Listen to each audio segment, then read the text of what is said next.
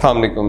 मेरा नाम डॉक्टर फरहान जावेद है and I am working as a general and laparoscopic surgeon at Iqra medical complex Johar town. आज जो टॉपिक पे हम बात करेंगे वो है हर्निया। हर्निया बेसिकली क्या है?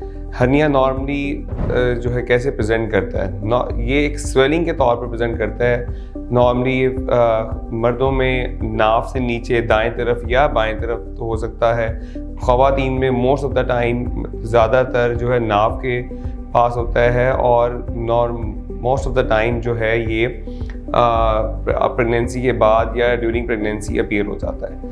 ठीक है, इसमें और क्या सिम्टम्स पेशेंट प्रेजेंट कर सकता है कि पेशेंट कहते हैं कि जब हम जो है कोई भारी वज़न ही काम करते हैं तब ये बढ़ता है, स्वेलिंग होती है। जब हम लेट जाते हैं तो ये स्वेलिंग अंदर चली जाती है।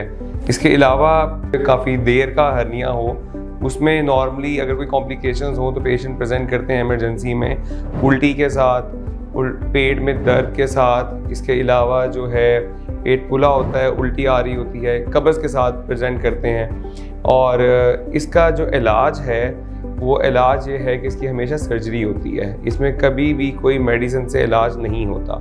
और दूसरी बात है कि इसका ऑपरेशन कब करवाना चाहिए। इसका operation as soon as possible करवा लें तो ज़्यादा बेहतर है, ना कि जब उस टाइम करवाएं कि जब आप एमरजेंसी में आएँ और एमरजेंसी में आके आपका एमरजेंसी प्रोसीजर हो।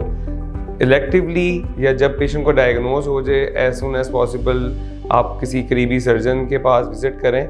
और इस पे जो ऑपरेशन होगा वो होगा जाली वाला, जिसका मैश हर्नियोप्लास्टी कहते हैं कि एक हम जाली लगाते हैं ताकि एक स्ट्रेंथ आ जाए और दोबारा वहाँ पे हर्निया ना हो। ठीक है, मज़ीद मालूमात जानने के लिए आप हमें विज़िट कर सकते हैं इकरा मेडिकल कॉम्प्लेक्स जौहर टाउन में। Thank you.